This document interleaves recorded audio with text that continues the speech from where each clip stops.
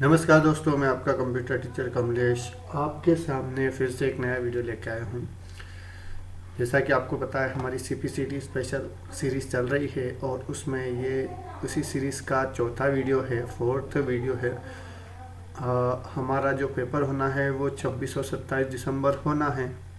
Next जो CPCT paper है उसी को ध्यान में रखते हुए हम ये सोच रहे हैं कि पूरा सिलेबस कंप्लीट हो जाए जो CPCT के अंदर आता है। जितना हो सकता है उतना हम कर लेंगे, क्योंकि ज़्यादा एक साथ पढ़ नहीं पाते या ज़्यादा वीडियो एक साथ देख नहीं पाते, इसलिए छोटे वीडियो ही बना रहे हैं। कल जहाँ तक हम पहुँचे थे, हमने कल ALU के, CU के और MU के मेमोरी यूनिट के बारे में देखा था, जो कि CPU के पार्ट है। उसके बाद हम मेमोरी डिवाइसेस पे आ गए थे। तो मेमोरी कंप्यूटर में दो तरह की होती है, एक प्राइमरी और एक सेकेंडरी। प्राइमरी मेमोरी में जो रैम और रोम, ये दो चीज़ें आती है।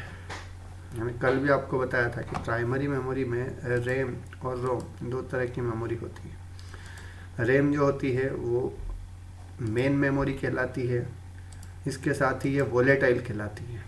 हिंदी में कहें तो वोलेटाइल मतलब ऐसी मेमोरी जिसको मिटाया जा सकता है, अस्थाई मेमोरी।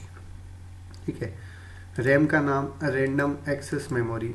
रैंडम एक्सेस मेमोरी इसलिए क्योंकि ये रैंडमली डाटा अपने ऊपर ही सेव करती है। जैसे ही कंप्यूटर में डाटा इनपुट होता है, कीबोर्ड से, माउस से, स्कैनर से वगैरह से, जिस भी माध्यम से कंप्यूटर के अंदर डाटा इनपुट होता है, या फिर आपकी कोई पुरानी फाइल जो सेकेंडरी डिवाइस में सेव होती है वो आप फिर से ओपन करते हैं, तो वह भी रैम के ऊपर रैंडमली डायरेक्टली सेव हो जाती है। इस पे रैम पे हमको डाटा सेव करना नहीं पड़ता। जैसे ही कोई कंप्यूटर में इनपुट होता है डाटा, वैसे ही रैम अपने ऊपर उसको रैंडमली एक्सेस करती है। तो इसीलिए इसका नाम रैंडम एक्सेस मेमोरी है। लेकिन ये अस्थाई मेमोरी है और ये मेन मेमोरी है। इसके ऊपर डाटा आता ही है, लेकिन ज़्यादा देर नहीं रहता। जिसे ही आप कंप्यूटर बंद करेंगे, अगर आपने वो मेमोरी सेव नहीं की है, वो डाटा सेव नहीं किया, तो रैम पे रखा डाटा हमेशा के लिए मिट जाता है जैसे ही कंप्यूटर बंद होता है। इसलिए इसको अस्थाई मेमोरी बोलते हैं, लेकिन यह मेन मेमोरी है। और कंप्यूटर के अंदर 1 GB, 2 GB या 4 GB तक आपने रैम देखी होगी, ज़्यादा से ज़्यादा 8 GB। ठीक है। तो कंप्यूटर में इतनी ज़्यादा रैम की ज़रूरत नहीं पड़ती है। यदि आप जनरली यूज़ के लिए घर पे कंप्यूटर चलाते हैं तो 1 GB या 2 GB काफ़ी होती है। मोबाइल में, क्योंकि मोबाइल में रनिंग ऐप्स काफ़ी होते हैं, इसलिए उसमें ज़्यादा ज़रूरत पड़ती है। तो RAM, volatile, random access memory. और रैम के होते हैं दो पार्ट। ठीक। रैम के दो पार्ट कौन कौन से? SRAM और DRAM। ये दोनों इसके प्रकार हैं, स्टैटिक रैम और डायनामिक रैम।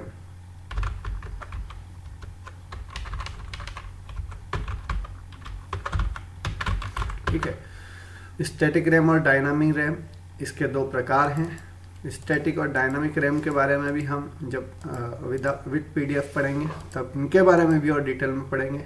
जनरली इनके अंदर से क्वेश्चन नहीं बनते। RAM, random access memory, volatile, SRAM, DRAM, इस तरह से क्वेश्चन बन सकते हैं। रैम अस्थाई मेमोरी होती है। ठीक है। उसके बाद हम चलते हैं रोम की तरफ। तो रोम जो है वो एक स्थाई मेमोरी होती है एक तरह से, लेकिन ये रीड ओनली मेमोरी इसका नाम होता है, क्योंकि इसमें कोई बदलाव नहीं किया जा सकता।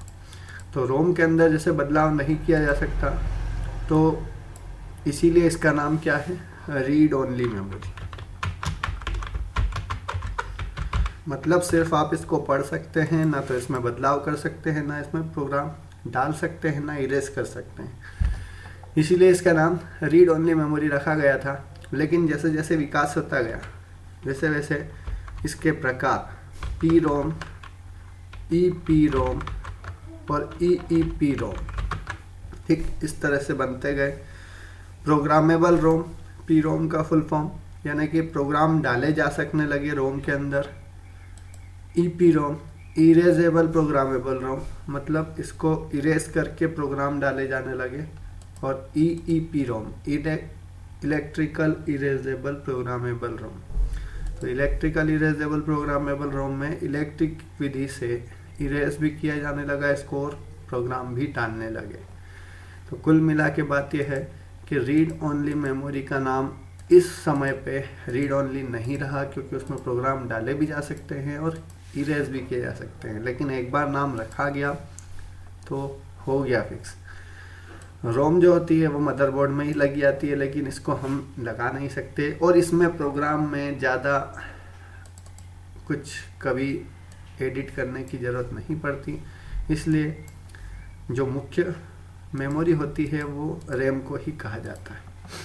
ठीक है, तो आपको रैम और रोम का ध्यान रखना है। रैम का फुल फॉर्म, रोम का फुल फॉर्म, रैम का पूरा नाम, रैम के प्रकार और रोम के प्रकार। रैम अस्थायी मेमोरी होती है। रैम की कीमत, रैम किस कैटेगरी में आती है, किस यूनिट में आती है, 1 GB, 2 GB, 3 GB, 4 GB, अलग अलग। ठीक है, सेकेंडरी डिवाइस जो होते हैं वो मुख्य मेमोरी आती हैं। अब हम सेकेंडरी डिवाइस के बारे में पढ़ते हैं। सेकेंडरी डिवाइसेस में सबसे ज़्यादा जो चलने वाली है वो है हार्ड डिस्क। ठीक, हार्ड डिस्क जो होती है वो एक मैग्नेटिक विधि से बनी हुई डिस्क होती है, मेमोरी डिवाइस होती है। और हार्ड डिस्क जो है वो सबसे ज़्यादा यूज़ में लाई जाने वाली सेकेंडरी डिवाइस है। अभी तक कंप्यूटरों में रैम के अलावा सिर्फ हार्ड डिस्क ही अटैच की जाती है। हार्ड डिस्क रैम के अपेक्षा काफ़ी सस्ती होती है, ये स्थायी होती है। रैम के अलावा जो सेकेंडरी डिवाइसेस है वो है फ्लॉपी ड्राइव, फ्लॉपी डिस्क,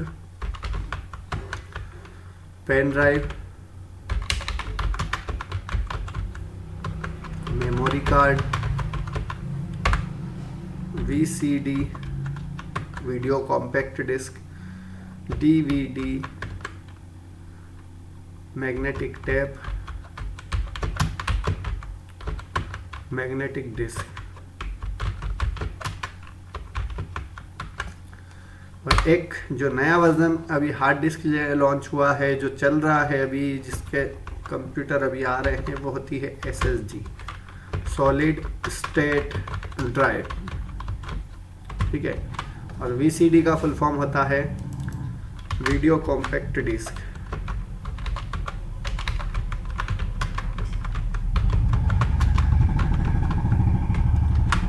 ठीक, DVD का फुल फॉर्म भी होता है डिजिटल वीडियो डिस्क, ये भी आप लिख लीजिए।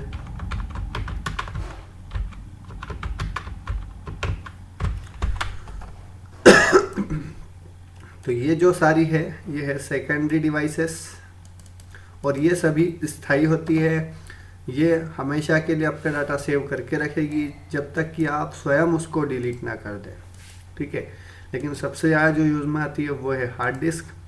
और हार्ड डिस्क में जब आप सॉफ्टवेयर डालते हैं तो यह थोड़ी स्लो हो जाती है, और कंप्यूटर की स्पीड स्लो होने के पीछे पहले मैकेनिक और इंजीनियरों द्वारा बताया जाता था कि आपको यदि आपको हेवी काम पड़ता है तो आप रैम बढ़ा लीजिए, 1 GB की है, 2 GB, 4 GB, 6 GB, 8 GB कर लीजिए।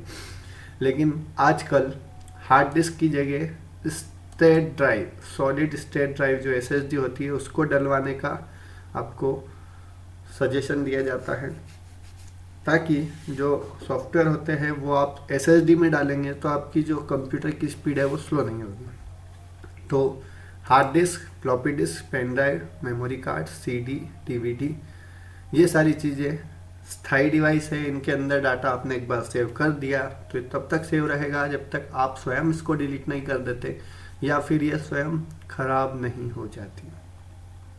हार्ड डिस्क जो होती है उसकी 250 से 500 GB की कीमत, 250 से 320 GB की कीमत लगभग 700 से 1000 रुपये के बीच होती है। तो आप रेट में डिफरेंस देख सकते हैं कि रैम के और हार्ड डिस्क में कितना अंतर है। तो ये आपका CPU वाला पार्ट पूरा हो चुका है।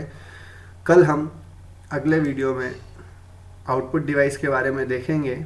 आपको आशा करता हूँ कि वीडियो समझ में आ रहे होंगे। एक बार में नहीं आता है तो 2 बार देखें, अच्छे से देखें और नोट करें। अगले वीडियो में मिलते हैं। धन्यवाद।